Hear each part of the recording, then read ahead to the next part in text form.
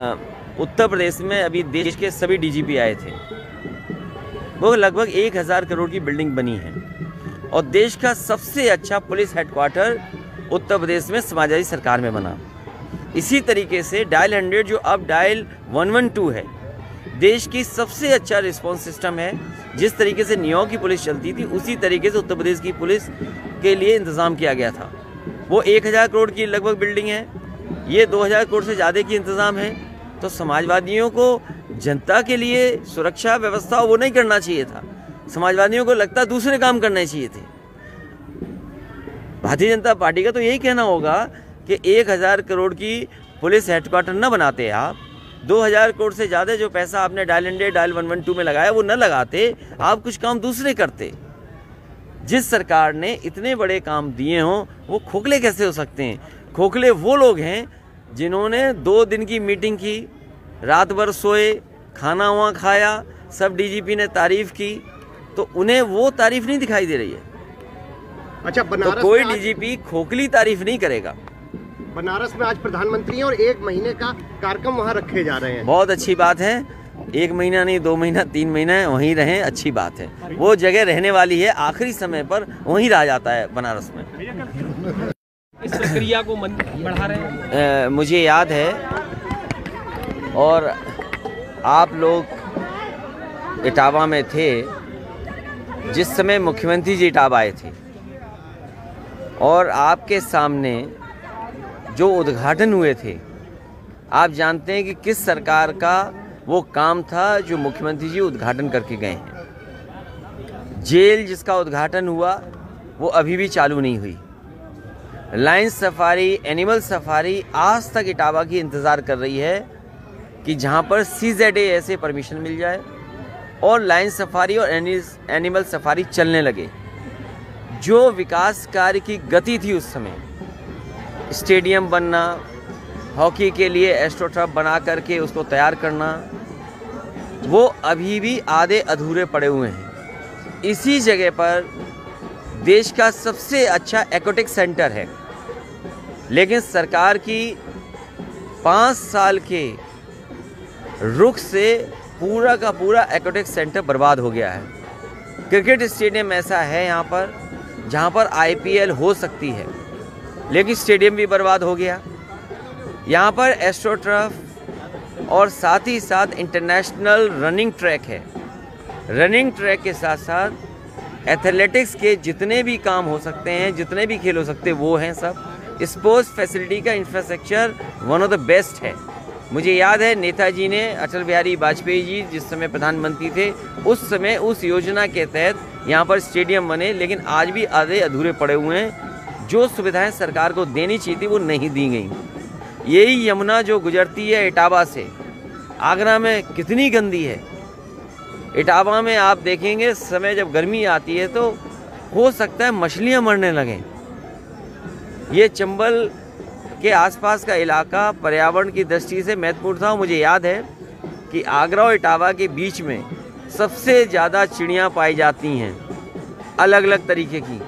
Bird festival होता था, वो सरकार ने रोक दिया। बिजली का बिल सस्ता आता था, वो महंगा हो गया। एटा बगल में है, अभी तक मुख्यमंत्री बिजली का कारखाने का नाम नहीं रट पाए।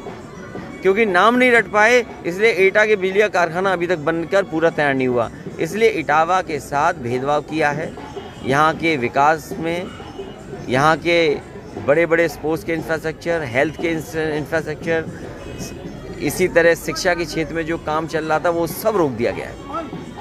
और महंगाई का जवाब नहीं, खाद के लिए लाइन में, यूरिया के लिए लाइन में, DAP के लिए लाइन में। महंगाई का जवाब नहीं, खाद के लिए लाइन में, यूरिया के लिए लाइन में, DAP के लिए लाइन में। तो आखिरकार किसान को ज़रूरत है आज खाद की, किसान को ज़रूरत है DAP की, किसान को ज़रूरत है यूरिया की, किसान को ज़रूरत है सस्ती बिजली की।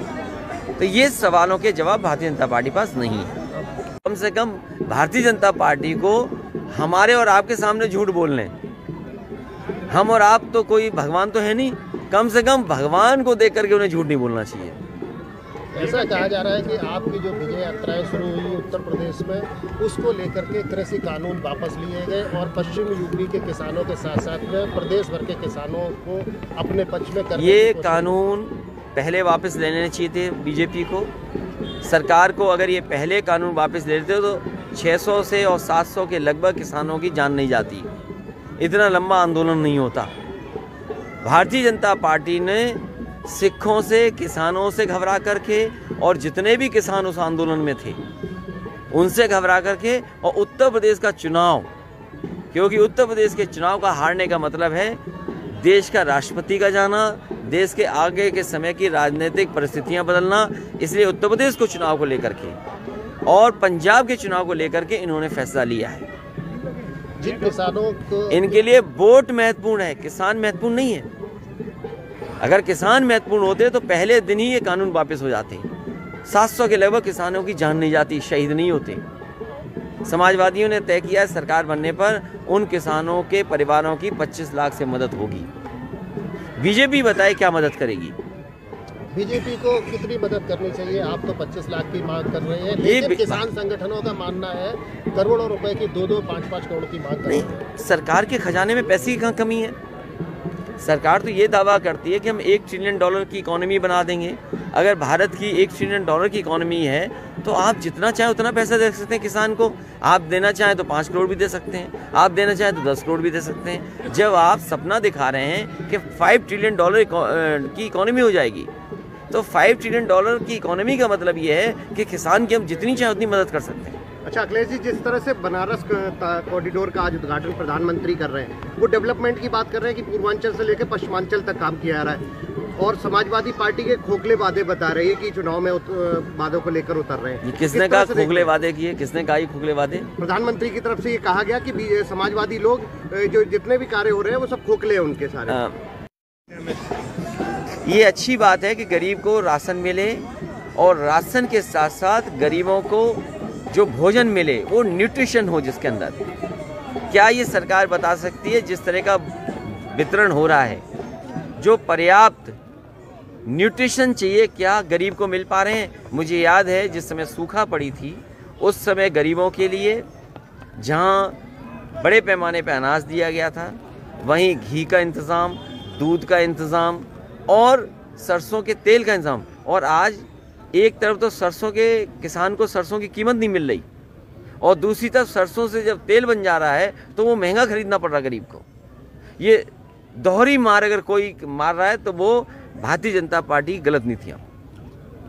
आपका जो गठबंधन तमाम विभिन्न दलों से हो रहा है, उसको लेकर के भारतीय जनता पार्टी में खासी बेचैनी देखी जा रही है, और आपके गठबंधन को माफियावादी गठबंधन करार दिया जा रहा है। कानून मंत्री ऐसा बोल रहे हैं, लेकिन इसके विपरीत भारतीय जनता पार्टी में तमाम सहयोगी संगठन शामिल हैं और मुकाबला कर रहे हैं। भारतीय जनता पार्टी और भारतीय जनता पार्टी की सरकार को उत्तर प्रदेश की जनता इस बार हटाने जा रही है।